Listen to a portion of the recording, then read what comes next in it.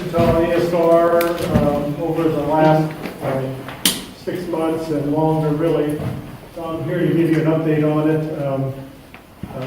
Joe and Brian could give you an update on the city's proposal, but just for efficiency, I'm going to do both the proposal and the process from here. So, next slide. So the big event that's triggering this presentation here, this meeting, is the City of Wichita 2 weeks ago today provided to me, as well as GMB2, their proposal related to their aquifer storage and recovery project, and basically they're seeking changes in the terms and conditions of that project for reasons that we'll sort of go through as I go through the presentation. So again, next slide.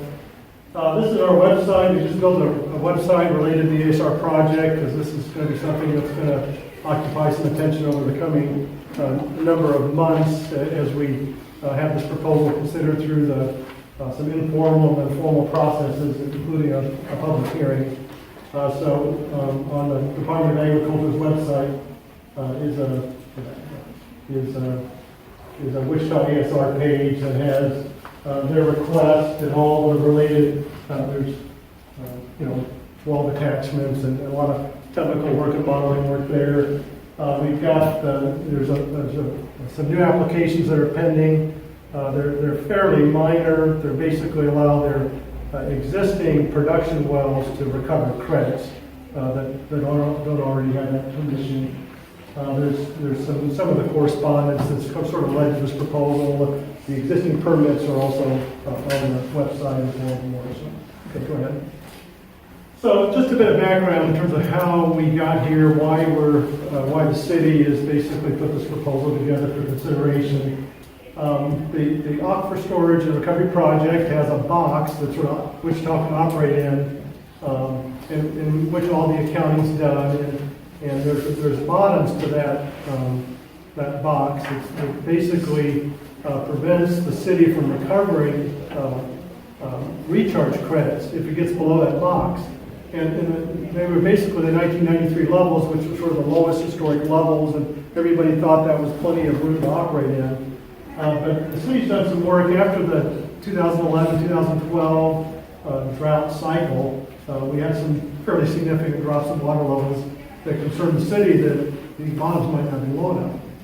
They did some work and it said, it basically determined that in a protracted drought, water levels could get below those 93 levels. So that sort of got them looking at this issue. The city is also, in looking at this and just through their experience with the recharge projects, and Joe can add to or correct me if I'm misstating any of this, but it's determined that the highest value of this ASR project is not as a supplementary source of water as they once envisioned, but as a source of water in a protracted 1%, once in 100-year sort of drought scenario, that they need this additional water to supplement their suite of water rights. The other thing that's been happening that sort of is impacting their project is that the aquifers were covered. The city moved a lot of their use. They moved as much of their use as possible from Equus beds to Changein over the last 15 plus years, and so Equus beds has really filled up, and that's a problem because they can't get the aquifer, the water they're diverting out of the little arc into the aquifer. So that makes it impossible for them to build the credits they need for that protracted drought. So anyway, for all these reasons, the city is proposing these changes. So go ahead. So we'll start with the changes, the simpler of the two issues. They're recommending that the basin storage area bottoms be moved downward. They've done a significant amount of modeling work, and the report that's online, the proposal, talks about the modeling work they did to demonstrate that those bottoms were too high, and basically to determine the bottoms that are necessary for them to be able to fulfill their purposes.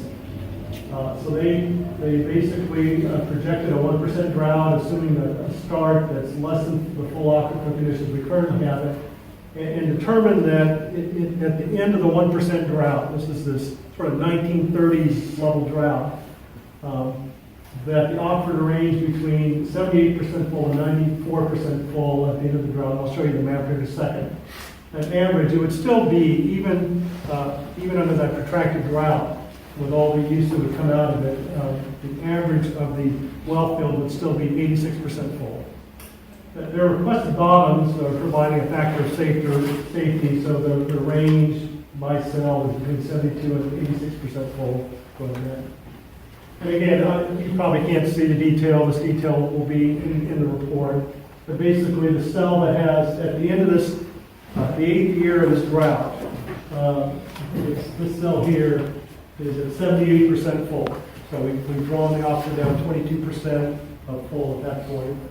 And then they range, I think 94% down here. Sort of averaging 85% full over the well field. So the good news is they need more room, but there's quite a bit of room there to operate. So next slide. And then this is actually the percent full under the, what they're requesting. So I'll leave it at that for the moment. I'll take questions at the very end. Okay, go ahead. So the second thing that they're asking for are something called aquifer maintenance credits. It's a new type of recharge credit that they're seeking. And it's essentially aquifer recharge credits would allow the city to build recharge credits for water that they divert at their ASR diversion facility on the Little Arc, and which they cannot put in the ground in the Equus beds, okay? Either because there's not room in the ground or because there's not capacity for the aquifer to take it. And when they take that water to town in lieu of pumping Equus beds. I'll come back to this, that's sort of the overview. I'll come back to the specific terms and conditions of the city's proposal in more detail. But basically, the agencies allow the city to build credits they need for that protracted drought while keeping the Equus beds full.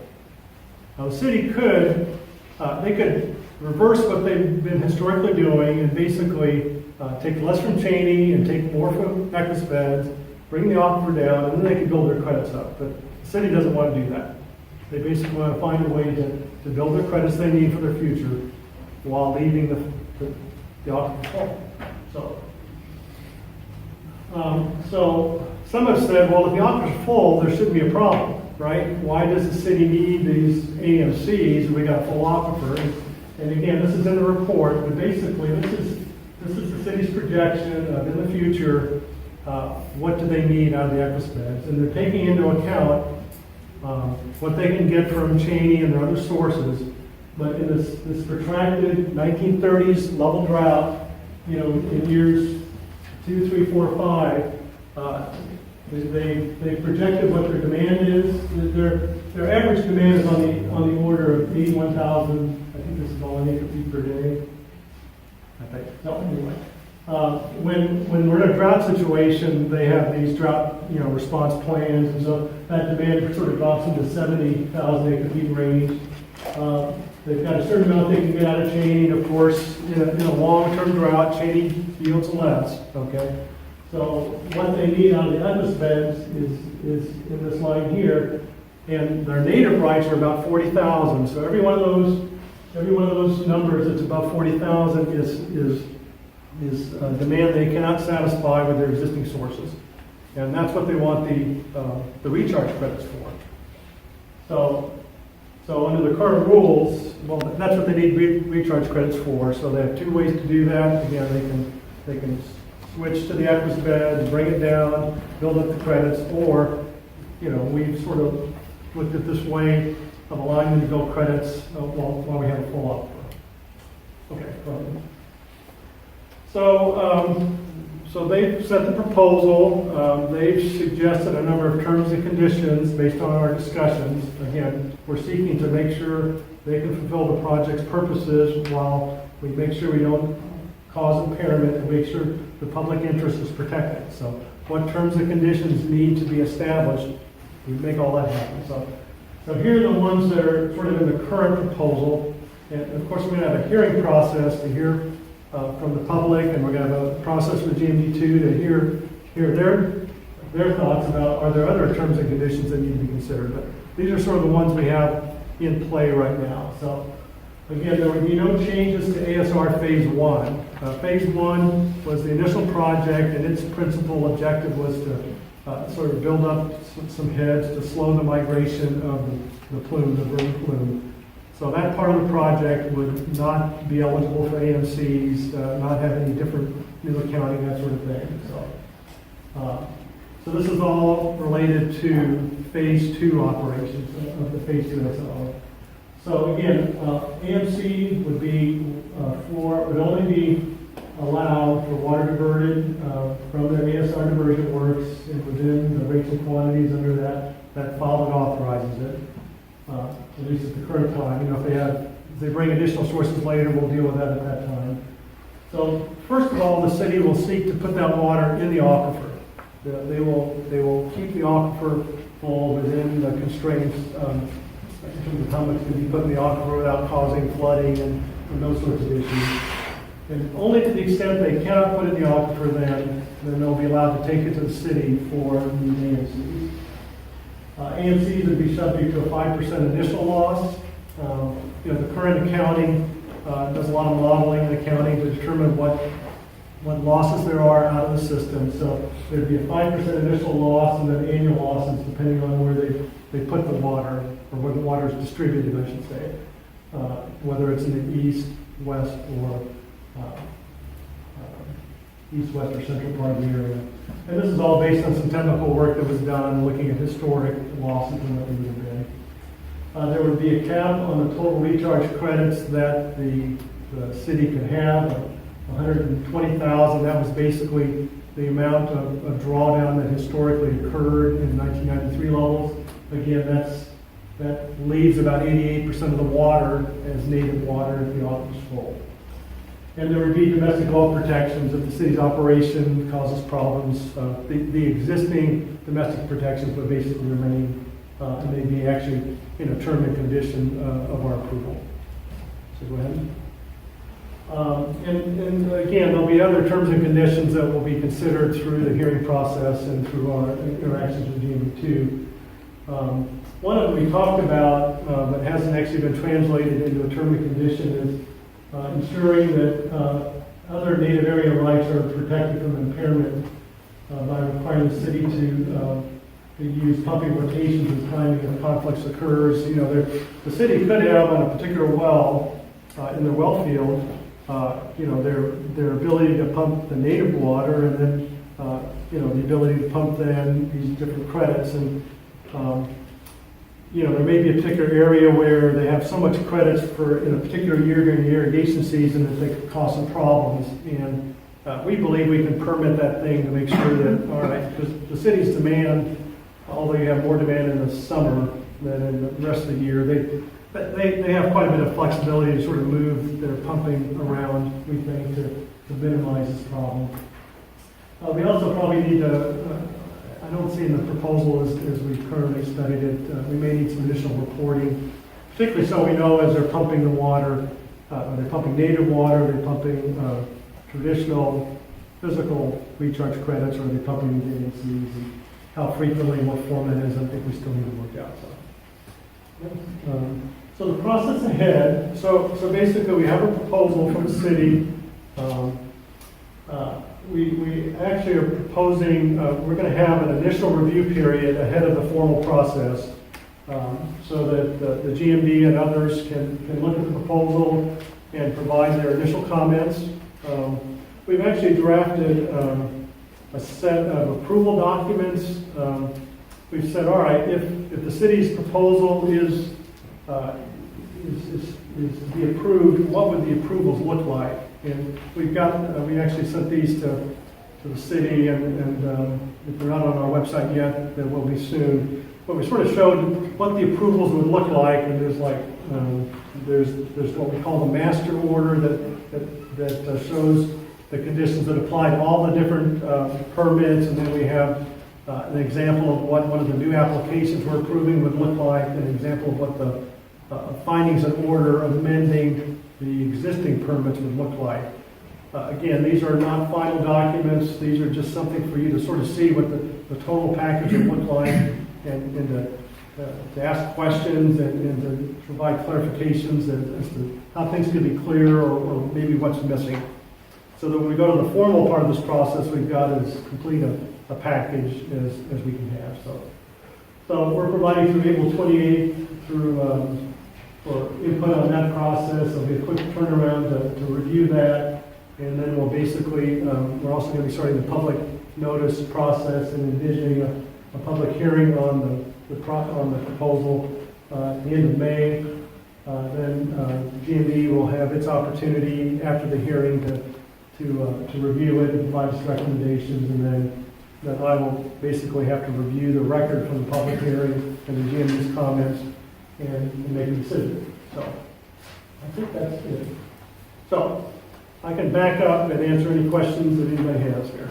Or I guess Joe, Brian, I think you did a good job, David, and my initial reaction about needing to report on water withdrawn from the aquifer, since there's now 3 different categories of water, that's an excellent point. Yeah, we just haven't worked it out. Right. We just have to figure that out.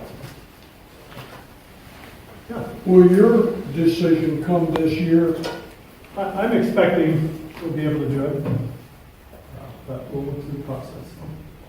Yeah. You had a graphic that showed the anticipated levels after 8 years of drought Yeah. in the area of the Equus beds. Yeah. How do those levels, and I think the lowest was 74, 78%, how does that level compare to what you actually saw after the 2-year dry spell in 2011, 12, half of 13?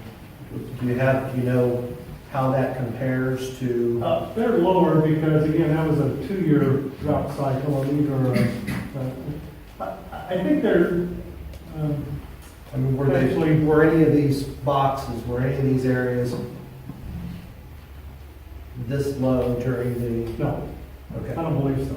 No. I haven't done that direct comparison, but, essentially, this is practically, you take that 2-year drought and you put 4 of them in a row. Right. And that's what you're looking at. That's what I was wondering. Right. Did you Right. see any correlation with what you saw in reality? And I know the lowest level in 93 wasn't really due to a drought, it was due to multiple years of utilizing the Equus beds instead of Cheney Lake. Right, that's right.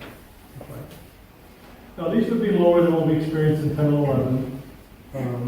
Wasn't 10 and 11 a more intense drought and not protracted as long? Yeah, I think that's a good So you summary. really can't take those 2 months multiplying by, or 2 years multiplying by 4, because the 2 were more intense, but yeah, somewhere in that. It is, it's in that neighborhood. I mean, the 30s was a, So what would that mean to a guy, someone who's irrigating in that area? What would be the delta in their static? well, again, even in that protracted drought, we're still, even in the worst cell, 78% full. So. Is all of that water available? Now, this is at the end of the year. Well, that's a good question. I can't guarantee all of it's available. And again, in the heart of the irrigation season, that 78% number is probably not the right number, because during the irrigation season, it's lower because everybody's pumping.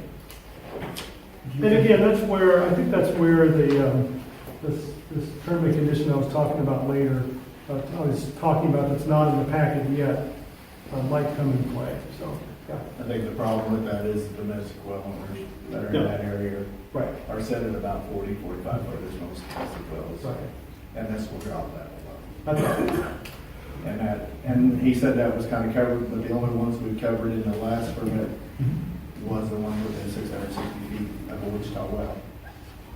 So that opens up the area to everybody else.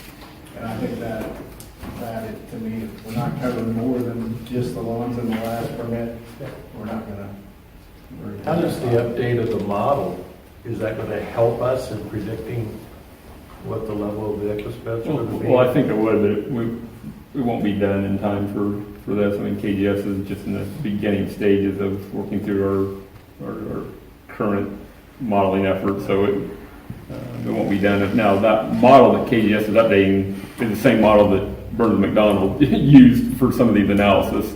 Just what hadn't been updated yet. I mean, I think they're using the 08, if I remember right. I look at Brian and Daniel. The last last update of '08, and of course, we're gonna update it with more recent information, but, so that model in its original form did help to help model this. And to Bob's question, I think that was, David has sent me this Friday, and I was just looking through it over the weekend, and some of these conditions, that was one of the questions I had about, does that need to be expanded to 660 to all domestic wells? We had phrases like nearby, or do they need to be all the wells? And those are questions we need to have, I think, that we haven't really talked about yet, so. I think that's our intent. I think with you, was in your MO, that this was actually in the memorandum of agreement between the GMD and the city.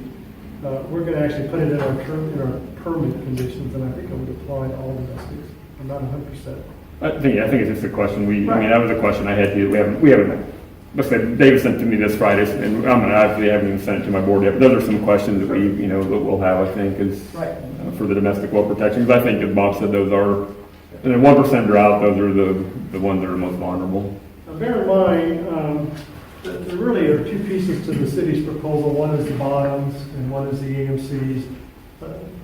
They're seeking both, and the hearing will be about both. I believe that the bottoms work was actually done before the AMC concept came about. And they're actually predicated, they're not actually tied together. So in other words, if they can keep the aquifer full, we're much less likely to get to these places because the aquifer is going to be full. This is predicated on a start at the 98 levels. Is that right?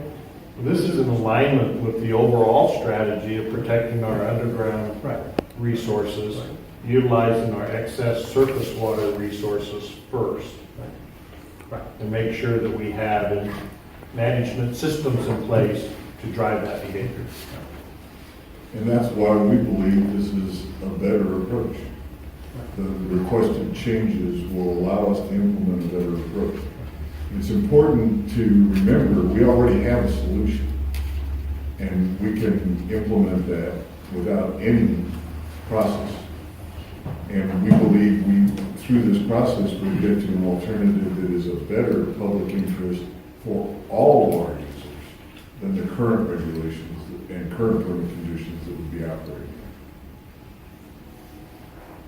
The problem I see with it has a chance to supplement Kansas water law because we are going to have the potential of adding 120,000 acre feet of appropriations in an over-appropriated area. And this is a one-time, so it's not apples to apples because of what permitted is acre feet year after year. But that is the problem I think the chief engineer needs to answer is how can we add appropriations to an over-appropriated area? And I'm struggling with that a lot. And the Kansas water law doesn't allow that anywhere. We wouldn't do it anywhere else. That's enough water to water, I think I figured 16,000 acres for 10 years. If you did it at 12 inches a year, which is the normal average rate on irrigation in our area. So we got to answer that question somehow. So I'm expecting to be invited. I'm hoping to be invited to a board meeting so we can have maybe a more extended discussion than today on this question. So, and really others, either at your next board meeting or maybe a special meeting like we did back in December, so we can sort of talk through this. I mean, the difference is they're bringing new water into the picture. So basically, but it's still private property, right? That is owned by the people that own water rights. And really, the public discussion has to be which way will Wichita get its drought protection? Because we have this afternoon the ability to get our drought protection, and we will pursue that because we must pursue drought protection. So if you like the current recipe, fight us tooth and nail every inch of the way, and if you win, you'll buy the current approach. anyway, I think this can be done in a way that doesn't impair anybody's existing rights, so, and protects the public interest, and that's what I'm about. That's my job. So, Been around this project since its inception, and I don't think it can. okay? So we disagree. And I don't think we're the going to have city should. forums to have that, Yeah, let's that continue this engagement discussion. and that discussion. Although we want to scrimmage every chance we get, even if it isn't a conference. We want to approach it like it is. mentioned the severity of the drought. We were talking about level 12, 13 versus 30s. This stress period that you used to simulate this 8 years, was that 8 years, the 8 years of the 30s drought? Because you mentioned 30s.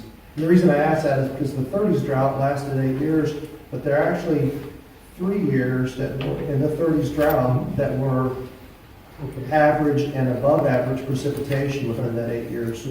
The 5 years that the 50s drought lasted was all, so the rainfall deficit of the 50s drought was much more severe than the 30s drought. And so I'm trying to quantify the severity that these numbers demonstrate, I guess. Yeah, and I didn't come with a presentation to address your question in that much detail. The report has it, and it's a bit of both. They use some of the 30s meteorology and some of the more recent data because some of our recent data is better than our old data. Daniel's had a fair characterization. Yeah, so using hydrologic variables that are more recent, you at least have good measurements and you can control that when you're using groundwater modeling and basin modeling and reservoir modeling. But we used the Palmer Drought Severity Index to get specific and tried to match that for both duration and intensity, and both of those kind of have their own ebb and flow. But that's all in the report on our best match to the 1930s drought, which was kind of consistent with what City Council approved as a 1% drought. So we tried to match that the best we could. So in this area, 30s drought was a 1% event, and then the 50s, I know in the eastern Kansas was a 2%. Is that in this area? In this area, I don't think that's true. The deficit, rainfall deficit was much greater for Wichita and El Dorado in the 50s than it was the 30s. Well, I can assure you, if you cannot sleep at night, do a deep dive into all these reports and everything, and they are educational. You can learn a lot, but it is it's like going back to college and reading your physics book. Yeah, I sort of just did a 10-minute preparation for today, and again, I expect in the basin we're going to do something a little much more thorough in this process. So, Brian, did you have something? Yeah, correct me if I'm wrong, but water banking has a certain period of time for it to be enforced. Is there a time on this new proposal or a review time set up for it in the future? Well, water banks, we only have one water bank in Kansas, that's the Central Kansas Water Bank in GMB 5, and you're right, that water bank is reviewed every 7 years. Yes. There is no review process explicitly in this. Somebody could come to hearing and say we need to look at it at some frequency, so. That would be an interesting concept to layer in with this, because unlike water banking, we're talking about making $70 million of additional expenditures in investments to provide for drought water supply. And how we will do that will depend on whether or not we have these changes. So if we are entering into a long-term 50-year water supply plan, a 1% probability drought, and we have uncertainty at a review point that is X number of years out, that would be interesting in terms of our decision-making process, whether or not we could take the risk that, unlike the water rights, because these are water rights that have a permanence to them, we don't review other vested or other perfected water rights on any kind of a review process. There might be something that comes up 20 years from now that might be helpful, more helpful. The process is what I'm thinking. Well, we would have that same opportunity that exists today. A new proposal to adapt to the changing conditions that then would be vetted and ultimately approved. I mean, this process is available at really any time, is it not? Well, I mean, it's the city initiating this, basically, we have this, these particular permits, basically have sort of a retained jurisdiction to basically include the accounting. And because this is a new project, the first one in the state, and, so this is the city coming in and saying, we'd like to, we've sort of repurposed this ASR project, and, we want to be able to fulfill this while keeping the aquifer full, and so it's their initiative, and they can initiate that again. I guess if the public isn't happy with it, then what happens? Now, there's procedures that say this project is impairing somebody, I've got some tools to deal with it, so. But, the public couldn't say, hey, we want to, I think Joe's saying, they've got to decide where to put their infrastructure dollars, and they can't say, well, we're going to try this 10 years, but if it gets changed on us, then what happens, right? That's really the point, so. David, I would say interestingly, phase one was done that way. It did have a 5-year review to see if it could continue, but that was a new project. So I mean, that was actually done with phase one. There was a 5-year review to say, can the project continue or not? Okay. Very good. And that was phase one against nothing.